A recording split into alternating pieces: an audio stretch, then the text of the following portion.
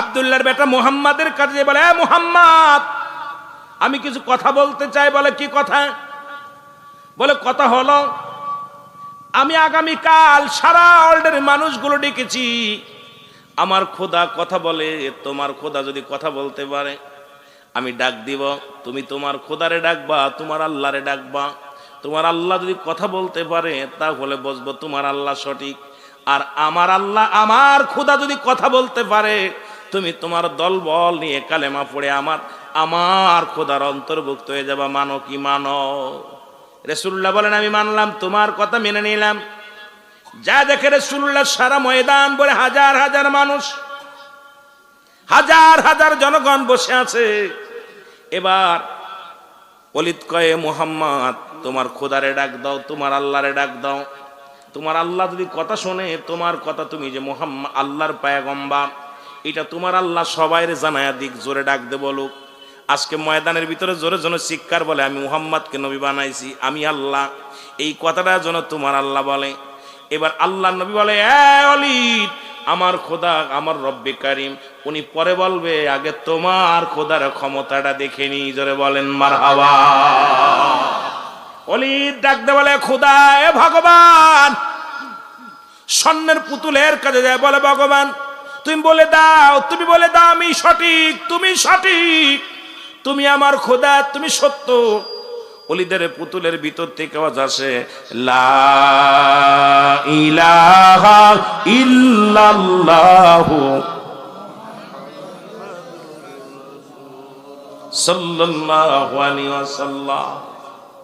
কি চমৎকার!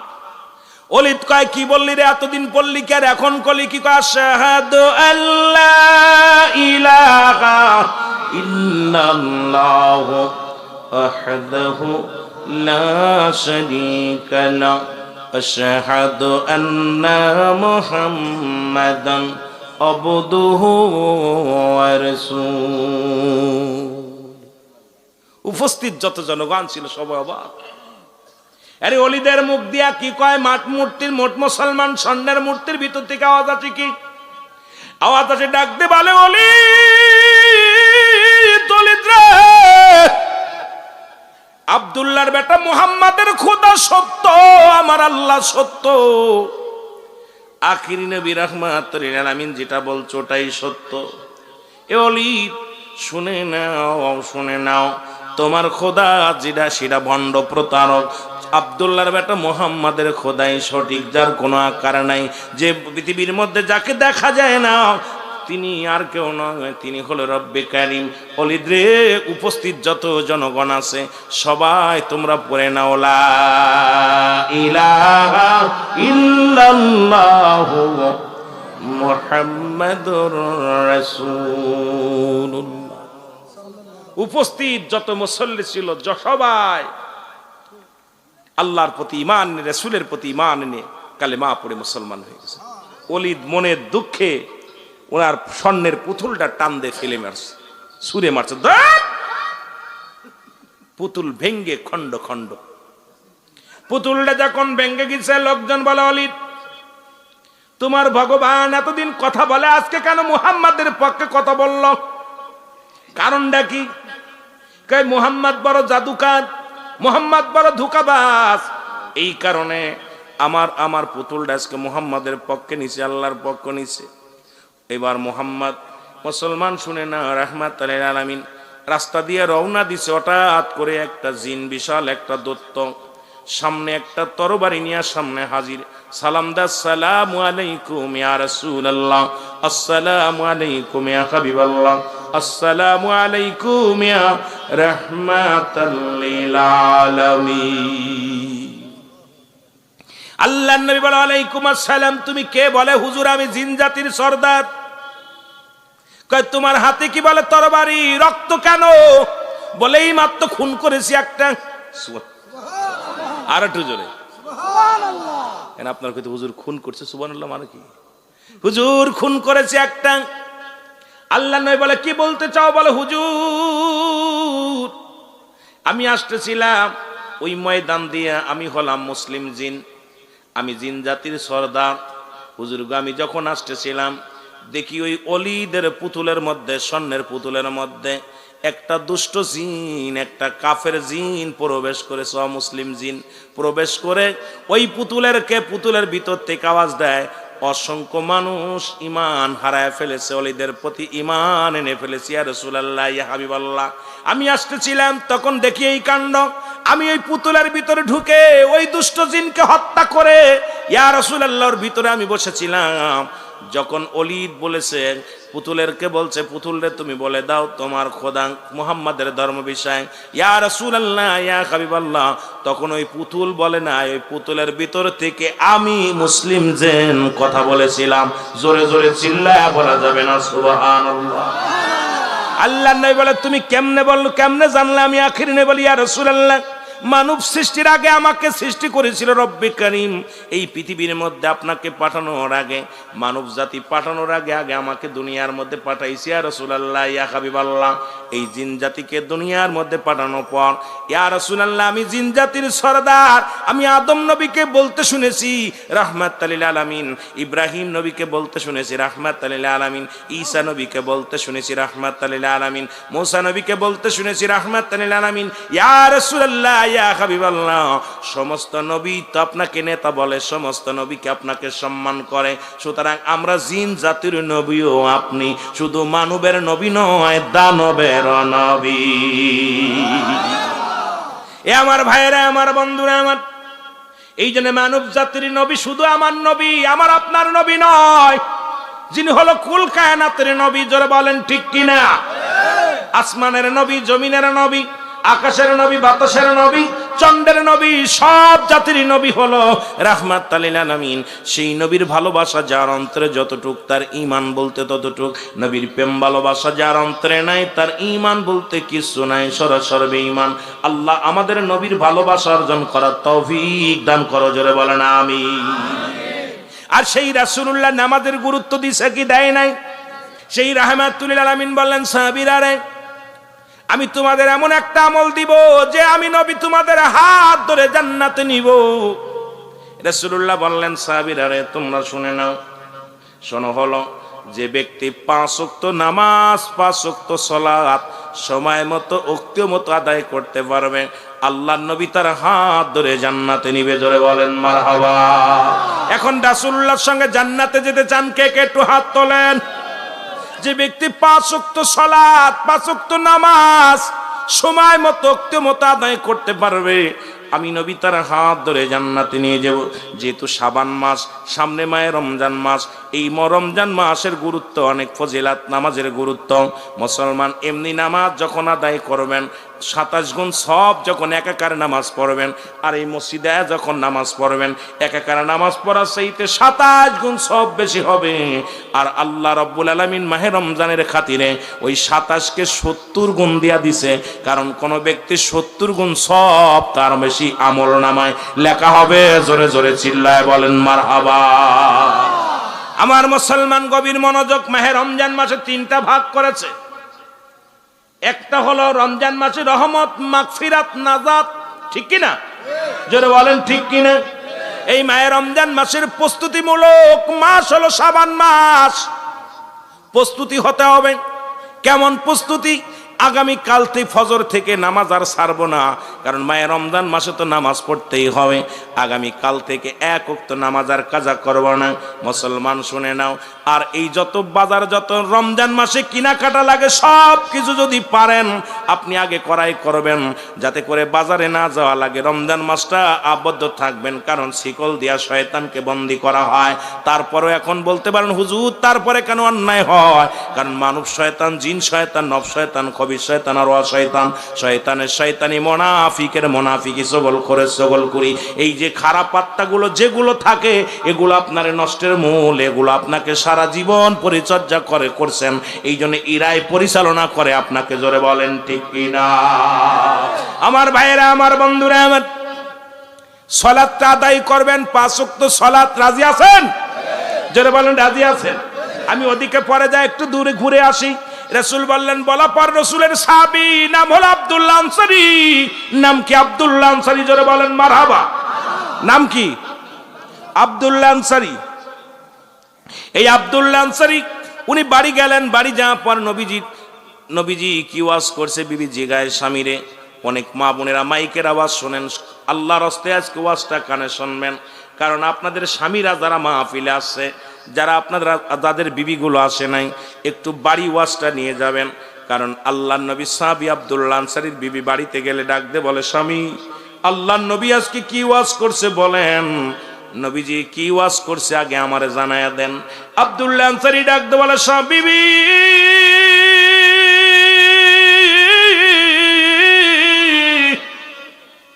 রাহমাতুল লিল আলামিন ওয়াজ করছে, কোন ব্যক্তি যদি 5 ওয়াক্ত সালাত 5 ওয়াক্ত নামাজ সময় মতো আদায় করতে পারে, আল্লাহর নবী তার হাত ধরে জান্নাতে নিয়ে যাবে। বিবি ডাক দে বলে, স্বামী ও প্রাণের স্বামী, আপনার কাছে একটা দাবি আমি করব। জীবনে কোনোদিন আমি স্বর্ণের দাবি করব না, খানার দাবি করব না, বাড়ির দাবি করব না, গাড়ির দাবি করব না। আপনি আমাকে একটু সুযোগ করে দিবেন, আমিও যেন সময় মতো 5 ওয়াক্ত সালাত আদায় করতে পারি। জোরে বলেন মারহাবা। কিয়ামতের ময়দানে আপনি নবীর সঙ্গে জান্নাতে যাবেন, আমাকেও সঙ্গে নিবেন। রাহমাতুল লিল আলামিনের পিছে প্রতিদিন এসে নামাজ পড়ে, যেমন আপনাদের ইমাম সাহেব হুজুর, উনার পিছে যারা সালাত আদায় করে, একদিন যদি না আসেন, দুদিন যদি না আসেন, উনি জিগেই ব্যারাক মুসল্লির ভাই অমুক মুসল্লি কই, উনি জিগেই সালাম ফিরে, ভাই অমুকরে তো দেখি না। কারণ ইমাম সাহেবের সঙ্গে সম্পর্ক কেমন হয়ে যায়, ভালো হয়ে যায়। ইমাম সাহেবের সঙ্গে মুসলমান মুসল্লিদের সম্পর্কটা অনেক সুন্দর হয়ে যায়। এবার 2 দিন 3 দিন না দেখলে নিজেই বাড়িতে হেঁটে যায়, সালাম দেয়, অমুক সাহেব আসেননি বাড়ি। কেন? ইমাম সাহেব কত ভালোবাসে মুসল্লিদেরকে, এই জন্য জামাতের গুরুত্ব রাসূলুল্লাহ দিছে। জোরে বলেন ঠিক কিনা?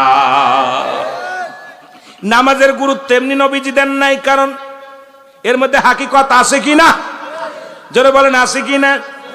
প্রতিবেশীর হক গুলো আদায় হয়ে যায়, কে কোন হালাতে আছে। ইমাম সাহেব জিজ্ঞাসা, আসসালামু আলাইকুম ভাই অমুক কেমন আছে? আসসালামু আলাইকুম ভাই অমুক কেমন আছে? আপনার ছেলে মেয়ে কেমন আছে? এ মুসলমান শোনো, আজকে কিন্তু আমাদের সেই জামাতের প্রতি গুরুত্ব নাই।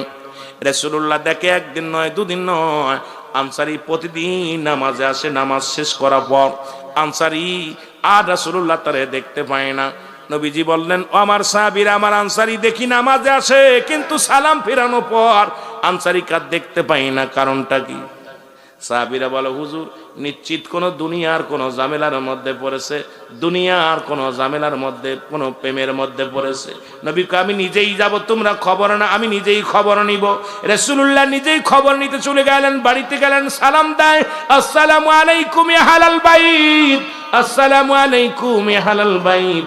একবার নয়, দুবার নয়, 3 বার নবীজি সালাম দিলেন, কোন সালামের জবাব পাইলেন না। এবার রাসূলুল্লাহ ফিরে আসলেন, মনে কষ্ট নিয়ে ফিরে আসলেন। পিছন থেকে সাহাবী উত্তরে দেন, ওয়ালাইকুম আসসালাম ইয়া রাসূলুল্লাহ, ওয়ালাইকুম আসসালাম ইয়া হাবিবাল্লাহ, ওয়ালাইকুম আসসালাম ইয়া রাহমাতাল লিল আলামিন। রাসূলুল্লাহ বলে, তুমি 3 বার সালাম দিলে, বুঝতে বাকি নাই, তুমি উত্তর দাও নাই। সালাম তুমি শুনেছিলে, উত্তর দাও নাই। আনসারী বলে, ইয়া রাসূলুল্লাহ ইয়া হাবিবাল্লাহ, আমি উত্তর দিই নাই, কারণ আপনি যখন আমারে সালাম দিয়েছিলেন, আমি কেন উত্তর দিতে পারি না? যদি দয়া করে আমার বাড়িতে যাইতেন, তাহলে আমি আপনাকে বলতে পারতাম কেন সালামের জবাব দিই নাই। নবী কয়, চলো।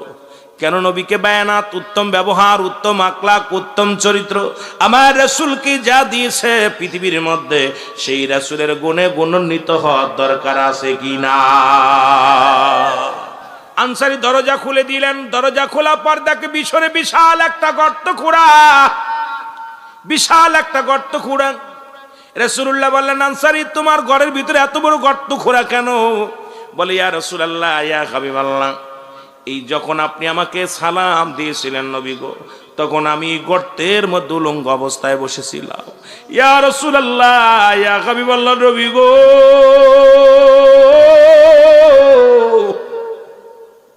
এই কারণে আমি সালামের জবাব দিতে পারি নাই। হুজুর আমার বেয়াদবি মাফ করবেন।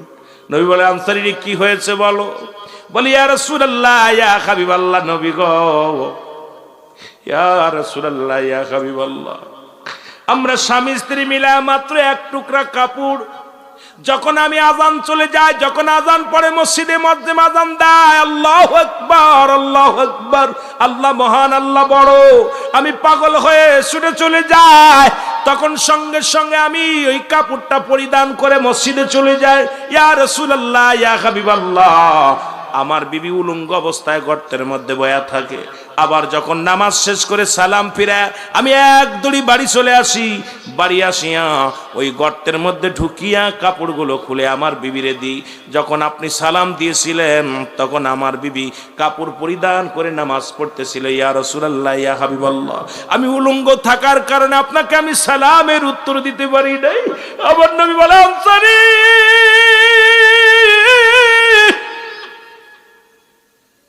তুমি কি শুনাইলা, তুমি কি শুনাইলা? আনসারী বলে, নবী গো, আমাদের স্বামী স্ত্রী মিলে মাত্র একখানা কাপড়।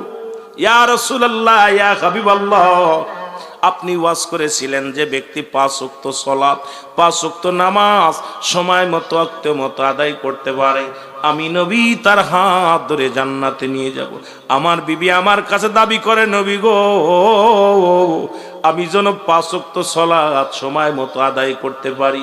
এই কারণে নবী গো, যখন সালাম ফিরায় দৌড়ায় বাড়ি চলে আসি। বাড়ি আসিয়া কাপড়টা খুলে দিয়ে আমার বিবি নামাজে দাঁড়ায় যায়। আমার নবী ডাক দে, আনসারী আয় আয় আয়, আমি নবী কথা দিলাম রে, আমি নবী কথা দিলাম, ইয়াউমাল কিয়ামতের ময়দানে তোদের স্বামী স্ত্রী দুজনকেই নিয়ে আমি নবী জান্নাতে যাব। জোরে বলেন মারহাবা। এর এক কাপড়ে দুজন নামাজ পড়েছে। এখন যদি আপনাদের এলাকার মধ্যে এমন কোন গরিব নাই, এমন কোন ফকির নাই যার এক টুকরা কাপড় আছে, কথা কন, এখানে যারা বেনামাজি বলেন দি তাদের একখান কাপড় আছে, কথা কন না কেন? একখান কাপড় আছে, একখান কাপড়গুলো উঠায় থুইছেন। আর জুম্মার নামাজে যাও আসেন, ব্রাজিল আর্জেন্টিনার কাপড় পরে আসেন, ভালো পাঞ্জাবিগুলো উঠায় রাখেন, ভালো কাপড়গুলো গুছায় রাখেন। আরে কপাল পুরা মুসলমান শোন, সবচেয়ে বড় মেহমান হলো আমার আল্লাহ। সেই আল্লাহর দরবারে হাজিরা দিবি, সেখানে গেলে যা সেরা কাপড় পরে ব্রাজিলের আর্জেন্টিনার জার্সি বইরা ভালো কাপড়গুলো ধুলাই করে রেখে দিস ঘরের মধ্যে। আর এক কাপড়ে যদি সাহাবীরা নামাজ আদায় করতে পারে, এখন এই নামাজের হিসাবটা যদি আপনাদের এলাকার মানুষের নেয়, আমার মন বলে একটা মানুষও জান্নাতে যেতে পারবো না। আমার যুবক বাবারা, দিলের কান্ডা লাগায় শোনো, মাহে রমজান মাসে ও মুসলমান শোনো, এই পবিত্রতা রক্ষা করবার রাসূল বলছে 3টা জিনিস যে ব্যক্তি পাইয়া সে ব্যক্তি গুনাহ মাফ করাইতে পারল না, এই ব্যক্তি ভিতরে এই ব্যক্তি ধ্বংস হয়ে যাবে। তার মধ্যে 1 নাম্বার হলো পিতামাতা জিন্দা পাওয়ার পর যে ব্যক্তি গুনাহ মাফ করে নিল না আব্বা মার কাছ থেকে। জোরে বলো আল্লাহু আকবার। যে ব্যক্তি গুনাহ মাফ করে নিতে পারেন আব্বা মার কাছ থেকে, যে যত বড় মৌলবী হোক, আর বাইতুল মুকাররমের খতিব হোক, মুসলমান কাবা শরীফের ইমাম হোক, যার উপরে মা বাবা সন্তুষ্ট নাই, তার জীবন বরবাদ, সবকিছু বরবাদ হয়ে যাবে। এই জন্য আব্বা মা মুসলমান শুনে নাও, আমার বাজানেরা, 1 নম্বরে পিতামাতার হক যদি নষ্ট করে যাও, 14টা হক হলো পিতামাতার, তার মধ্যে 14টার মধ্যে 7টা হলো জীবিত থাকতে, 7টা হলো মরণের পরে। মুসলমান শুনে নাও, যারা পিতামাতার কাছ থেকে গুনাহ মাফ না চেয়ে নিতে পারলো, এদের মতো কপাল পোড়া কেউ নাই, অভিশপ্ত জাতিরা। 2 নম্বর হলো মাহে রমজান মাস পেয়ে যিনি গুনাহ মাফ করাইতে নিতে পারলো না, মাহে রমজান মাসের মুসলমান পবিত্রতা রক্ষা করতে পারলো না, এর মতো কপাল পোড়া দুনিয়ার মধ্যে কেউ নাই। আর এক শ্রেণী হলো মুসলমান যারা রাসূলের দুরূদ শরীফ পড়িয়া রাসূল পাক সাল্লাল্লাহু আলাইহি সাল্লাম নাম শোনা পর যারা রাসূলের দুরূদ পড়লো না, সাল্লাল্লাহু আলাইহি সাল্লাম পড়লো না, এরাও যেন ধ্বংস হয়ে যাবে। জোরে জোরে চিল্লায় বলো আল্লাহু আকবার। আর একটু জোরে বলো। সুতরাং মাহে রমজান মাস সামনে আমাদের আসতেছে, পবিত্রতা রক্ষা করার দরকার আছে কিনা? আরো জোরে বলেন, আছে কিনা? এই মাহে রমজান মাসে আমরা যারা যাকাত আছে, যাকাত গুলো পরিশোধ করব।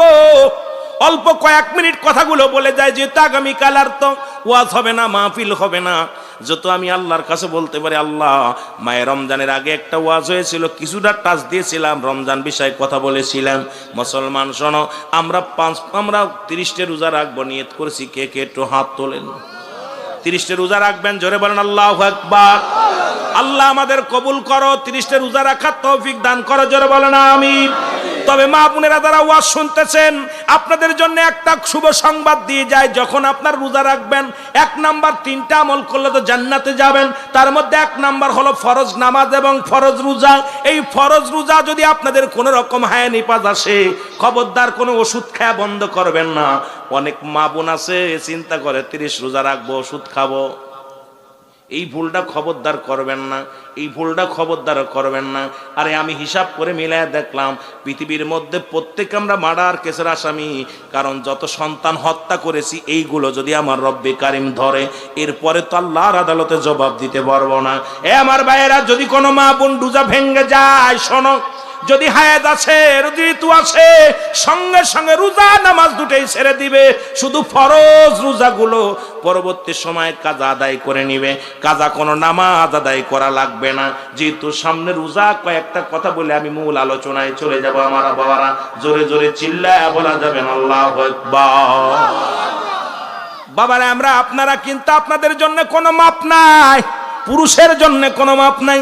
সাবাল্যক আর সাবাল্লিকা যখন সাবাল্যক হয়ে গেছেন, কোনো মাপ নাই। সফরে আছেন 4 জায়গা 2, আপনি পড়তে পারেন না, বয়া পড়েন না পারেন, দাঁড়ায় পড়েন না পড়েন, হুইয়া পড়েন না পড়েন, ইশারায় পড়েন, কিন্তু নামাজ পুরুষের জন্য কোনো মাপ নাই। জোরে বলেন ঠিক কিনা?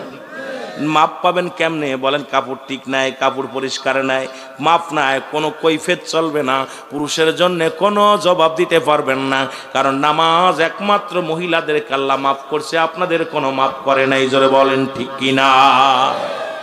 কুমায়া দিছে, কম বেশি করছে, তাই বিলে মাফ করে নাই, ঠিক কিনা? দাঁড়ায় পড়তে পারো না, বয়া পড়, বয়া না পড়তে পারলে হুইয়া পড়, হুইয়া না পড়তে পারলে ইশারায় পড়, তবু পড়, আদায় কর, সালাত আদায় কর। আল্লাহু আকবার বলো, আর একটু জোরে বলো আল্লাহু আকবার। এ মুসলমান, এই মাসে আপনারা যাকাতটা দিবেন। 1 নম্বরে যাকাত পরিশোধ করবেন। উত্তম মাস, যাকাতের নিসাব পরিমাণ মাল, সেটা হলো 7.5 তোলা স্বর্ণ, 52 তোলা রূপা।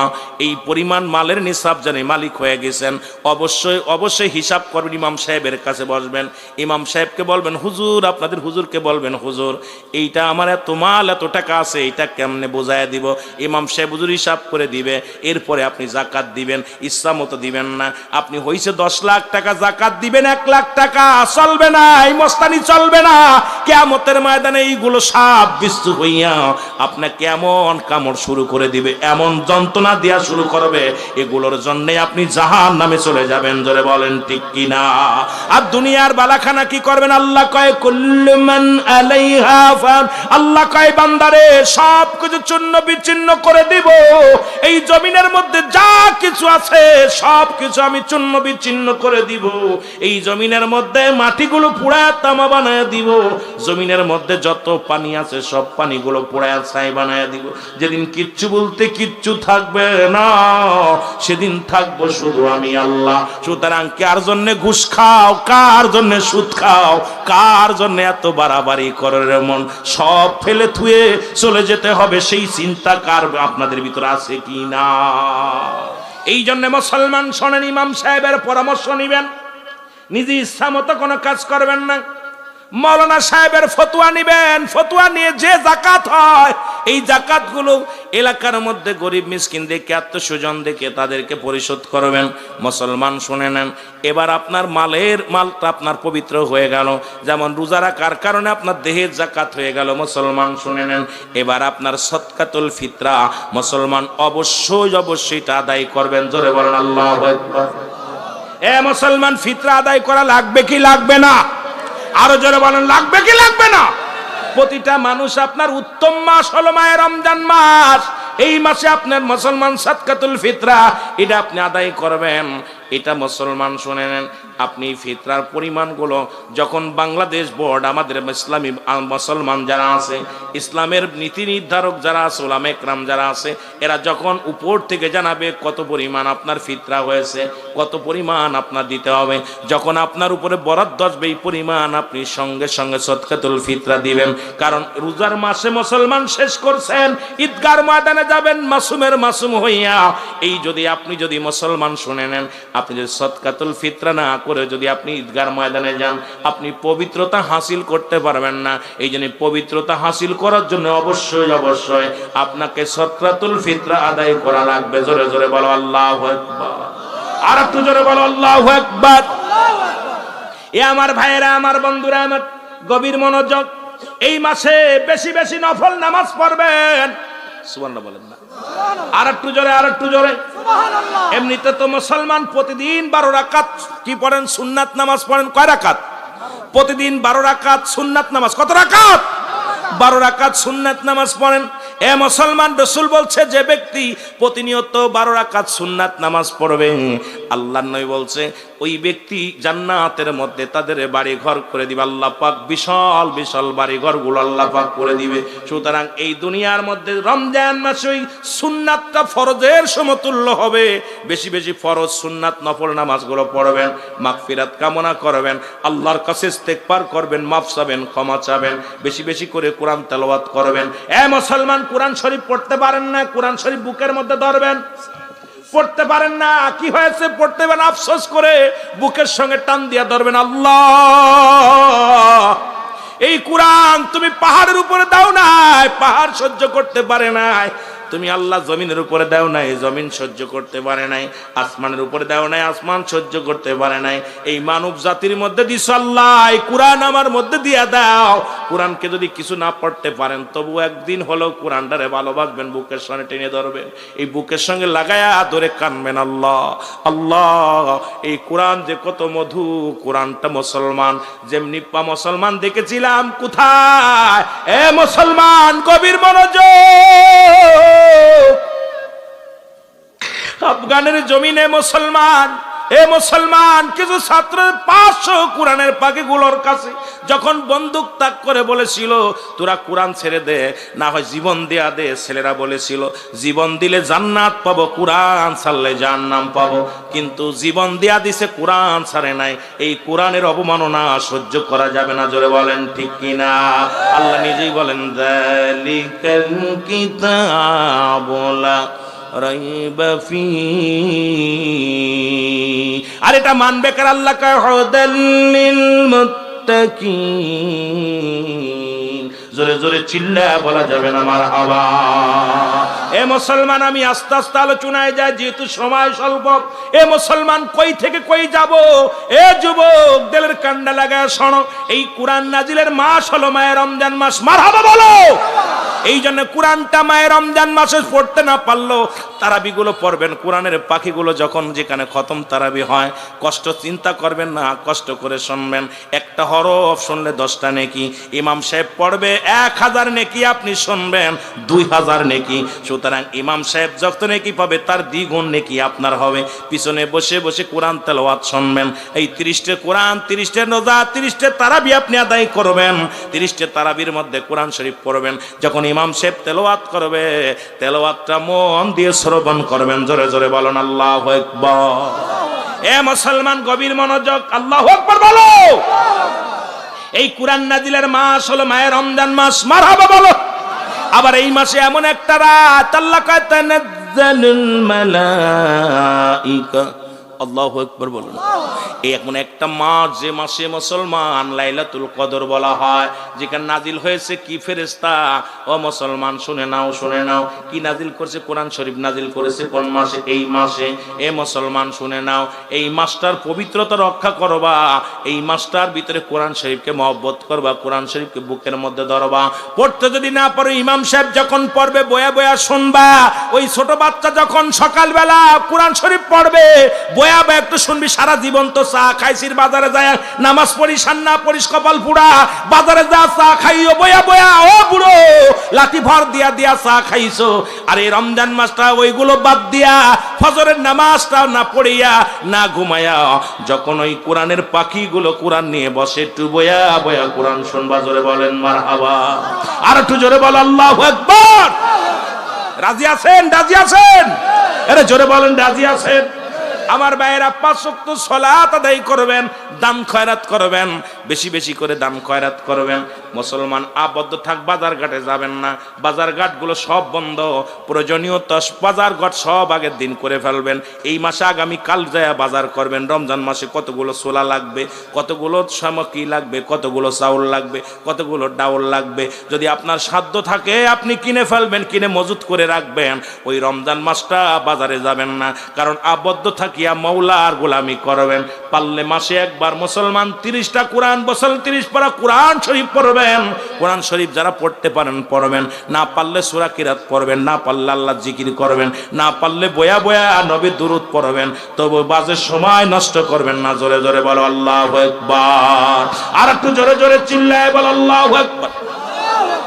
আবার অনেক বেঈমান আছে, আলেমরা কয় মাসে খালি হিসাব হবে। এই বেয়াদব, খাবারের হিসাব দেওয়া লাগবে, কারণ এই মাসে যে এত নয়, কারণ ইনসাফের বেশি খাওয়া যাবে না। এখন বাপনি তো 4 পায়া গরু নয়, 3টা ভাগ করবেন, 1 ভাগ পানি, 1 ভাগ খালি, 1 ভাগ খানা। আপনার যেটুক লাগবে এইটুকু খাবেন। এর দ্বারা আপনি রোজা রাখলে আপনার গ্যাসে ধরবে না, এর দ্বারা আপনি রোজা রেখে শান্তি পাবেন, তারাবি পরে শান্তি পাবেন। কারণ আপনি এত পরিমাণ খাইছেন, ডে উঠতে উঠতে দেখা যায় 100 পদ নিয়ে, দেখেন ইফতারি করতে করতে টাইম, নামাজের টাইম শেষ। এদিকে ইমাম সাহেব কয় আয়েন, ইমাম সাহেব যায় নামাজে বয়ে আছে, আর উনি খানা নিয়ে এমন বসা বসছে, কপাল পোড়া। শোন, রাসূল পাক সাল্লাল্লাহু আলাইহি সাল্লাম যেটা শিক্ষা দিছে, সেই শিক্ষাগুলো আমাদের দরকার। মুসলমান শুনেন, একটা খুরমা খায়া যখন ইফতার করবেন, ইফতার করার পর যখন নামাজে দাঁড়াইবেন, দেখবেন নামাজে যত মজা পাবেন, ওই খাপুর ছোলা বুট আর ইত্যাদি ইত্যাদি পেট ভরে খাইয়া নামাজে দাঁড়াইলে এত মজা পাবেন না। ঠিক কিনা, ঠিক কিনা? এ আমার ভাইয়েরা, আমার বন্ধুরা, আমার এই মায়ের রমজান মাসে যেমন আপনার সব কিছু পরিবর্তন করবেন। এরপর ওর মাসে আছে কোথায় এতেকাফ। এতেকাফ শব্দের অর্থ আবদ্ধ হওয়া। এই এতেকাফে বসা অবস্থায় যদি কোনো ব্যক্তি, এলাকার মহল্লার কোনো মানুষ মারা যায়, ওই ব্যক্তি তো জানা যায় গেলে তার এতেকাফ ভেঙে যাবে। ভালো করে ফতুয়া শুনে নেন বাবা। এখন আমার দেশে যারা এতেকাফে বসে, অনেক মসজিদি বয়া বয়া দিয়ে গল্প করে, আর মরিচের বুটা ফেলে, রসুনের পেঁয়াজ ছুলে দেয়, আর গল্প করে। আরে মৌলবী, তোর এতেকাফের দরকার নাই, ওরা এতেকাফে থেকে লাভ নাই। জোরে বলেন ঠিক কি না?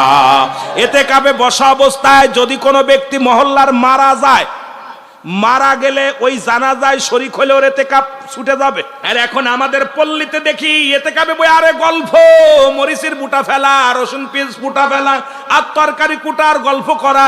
মোটামুটি মুসলমান এগুলো আমাদের বন্ধ হয় না মুসলমান। তবে এতেকাফের শর্ত হলো যে মসজিদে মুসল্লিগণ একত্রিত ঈদ নামাজ আদায় করবে, তারাবির নামাজ। ওই মসজিদে যদি নিম্নতরে একজন এতেকাফে বসা ফরজে কিফায়া হয়ে যাবে। যদি ওই ব্যক্তি, যদি না কোনো ব্যক্তি যদি ওই মসজিদে এতেকাফ না করে, সবার নামাজ, কারুর নামাজ হবে না। এই জন্য বাধ্যতামূলক একজনের এতেকাফ করা লাগবে। মুসলমান পারলে একাধিক জন থাকবেন, আবদ্ধ থাকবেন, দায়মুক্ত থাকবেন। ওই এতেকাফে বসা অবস্থায় মওলার জিকির আর নামাজ, কোরআন তেলাওয়াত ইত্যাদি ইত্যাদি নিয়ে ব্যস্ত থাকবেন। একবার ওই 10টা দিন এতেকাফে থেকে দেখেন, আপনার পরিবর্তন হয়ে যেতে পারে আপনার জীবন চরিত্র। দেখবেন আপনার পরিবর্তন হয়ে যেতে পারে আপনার জীবনটা। জোরে বলেন ঠিক কিনা? ওই রমজান মাসে জান্নাতের দরজাগুলো খোলা থাকে, জাহান্নামের দরজাগুলো বন্ধ করে দেয় আমার আল্লাহ। আর সবচেয়ে বড় নিয়ামত 3টা ভাগ, রহমত, মাগফিরাত, নাজাত। জোরে বলেন রহমত, রহমত, মাগফিরাত, নাজাত। আল্লাহু আকবার বলো। এই 3টা ভাগে ভাগ করেছে। বান্দা 10 দিন তুমি রহমত ছিনিয়ে নাও আল্লাহর কাছে। আল্লাহ তো সবচেয়ে ধনীর ধনী, আল্লাহর কাছে চাও, কিন্তু মানুষের কাছে চাও তোমার লজ্জা করে না রে মুসলমান। শুধু আল্লাহর কাছে চাইতে গেলে লজ্জা করে। তুমি রব্বে কারিমের কাছে ফরিয়াদ করো, চোখের পানি ছেড়ে ছেড়ে কান্দো, আল্লাহ আমি গুনাহগার, আমি পাপী, আমারে তুমি দয়া করো। এই জন্য রহমতের 10 দিন আপনি কানবেন, রহমত ঘুরায় গেলে। আবার মাগফিরাতের 10 দিন কানবেন, মাগফিরাতের 10 দিন যখন কান্নাকাটি করবেন, নাজাতের জন্য কানবেন। আল্লাহ এই মায়ের রমজান মাস শেষ হয়ে যায়, আল্লাহ আমাদের উপরে তুমি রহমত দান করো, দয়া করো আল্লাহ। আল্লাহ আমাদের সবাইকে বুঝার তৌফিক দান করো। জোরে বলেন আমিন। বেশি বেশি প্রতিবেশীর ইফতার করাইবেন, বেশি বেশি করে ইফতার করাইবেন, প্রতিবেশীরে মেহমানদারি করাইবেন। ইফতারি করার পর 10 জনকে নিয়ে খাওয়ানোর চেষ্টা করবেন, নিজে খাওয়ার চেষ্টা করবেন না। কারণ একটা খুরমা দিয়ে পারলেও একজনকে আপনি ইফতার করানোর চেষ্টা করবেন। এই সারা দিন রোজা রেখে যে ফায়দা অর্জন করেছিলেন ওই পরিমাণ সব আল্লাহ আপনার আমলনামায় লিখে দিবে, তবে আপনার আমলনামা থেকে একটা বিন্দু কেটে নিবে না।